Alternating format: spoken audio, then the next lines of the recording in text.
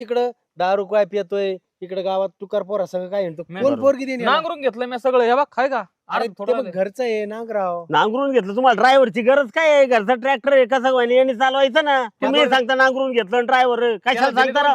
तुम्ही लाडून ठेवलंय त्याला, मला काही सांगू नका.